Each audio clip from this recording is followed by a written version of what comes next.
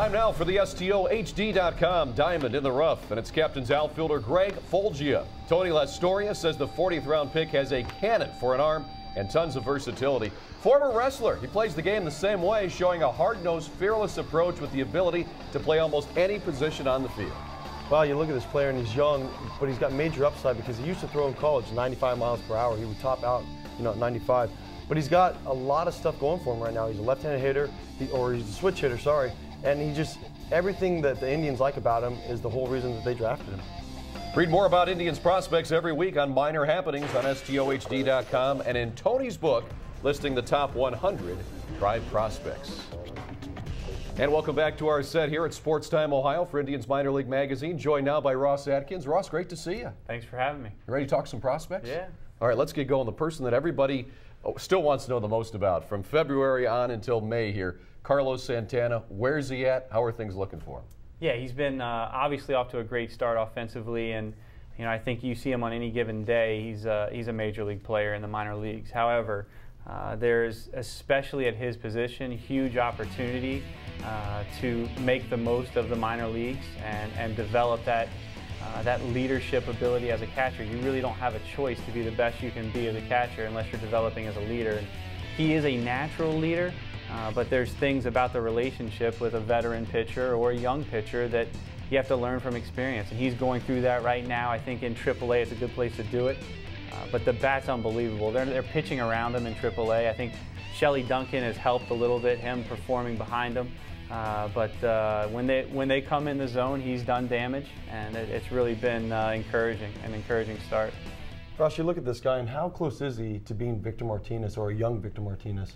That's a great question. It's I think they do some things differently. Some of the things they do have similar skill sets. The bat to ball and the hands are similar. I think Victor, very much became a leader for the Cleveland Indians, and whether or not that occurs for Carlos is hard to determine. He's got the ability to do that, but the perseverance and discipline is another thing. But one area where Carlos does clearly separate himself from Victor's with the arm. He has an average to an above average arm and extremely athletic behind the plate. And the bat-to-ball power, how that plays out into his OPS in the future, we'll see. But it's a great comparison. I'm glad we have it. Another guy to talk about, too, that the Indians got in the Cliff Lee deal last year with Philadelphia, who is getting a lot of press right now, is Jason Donald, doing a fabulous job at second, can play second, short, or third. And this kid just seems to be getting a little bit better with each week. He really, I saw that play. I was there. That was good to see. He's comfortable defensively. He is extremely confident in the middle of the diamond. And then the bat has really been impressive. He's driving the ball. He's driving the ball with authority to the gaps. He's using the whole field. He's actually been concerned. He's hitting the ball so much to right field. He's wondering if he should pull the ball more, and our hitting coach quickly reminded him that he's also hitting it out of the ballpark to right field. So really impressive, stealing bases, running the bases well, and a hard-nosed player that's easy to like.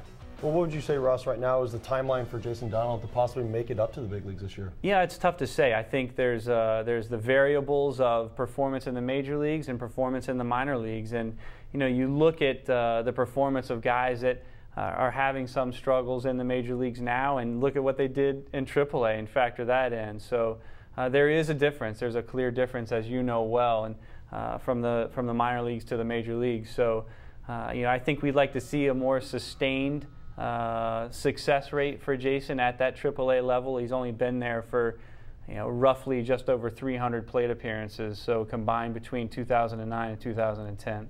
Let's stay with the second base theme, go down to Akron now, and a guy that we covered at Mahoning Valley a couple of years ago who's really playing well this year is Phelps, leading the Eastern League for a while with the batting average. Yeah, awesome. He's probably, he and Jason Donald might be two of the hardest working individuals in our system. Those two guys we have to pull back on, whether it's time in the weight room or time in the cage, time on the tee. Glad to see that hard work is paying off for both of them. And Court is really handling the bat well. We've challenged him from both sides of the plate to really use his discipline to his advantage and make sure he's taking advantage of mistakes and driving the ball. And he's done that this year. He's hitting the ball out of the ballpark. He's hitting it off the wall. He's using the whole field. And Last year he had 3 errors on the entire year, and he's picked up right where he left off there. All these players look very good. I mean, we're stacked right now with second basemen, so it's tough to say what you're going to look for these guys. But when you go with a Cord Phelps compared to Jason Donald, are there differences that you like better or worse in Cord Phelps than Jason Donald? Yeah, sure. Each guy's going to have his strengths. Each guy's will have certain limitations. I think, Jason separates himself a little bit because he can play shortstop.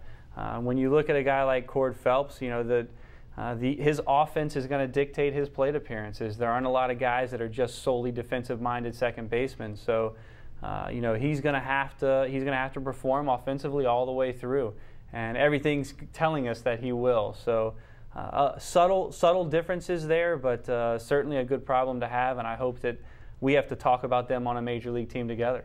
All right, let's go down to Class A now, and we talked about Jason Kipnis a little bit last week, but Alex White, the first-round pick from last year out of North Carolina, first time this year we've seen him in an Indians minor league uniform because the signing came a little bit late, but so far he's delivered and been what you would expect after taking him out from the Tar Heels.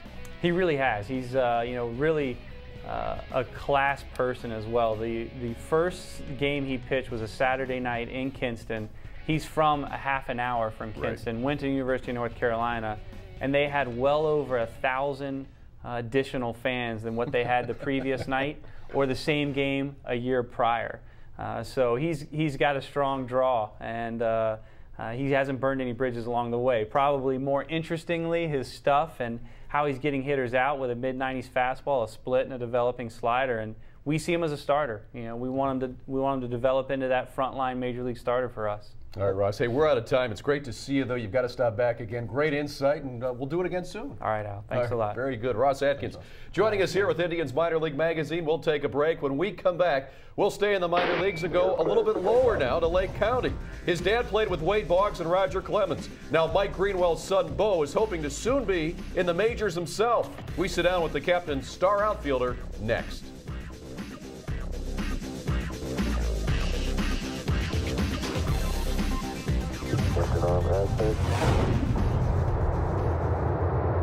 Beautiful.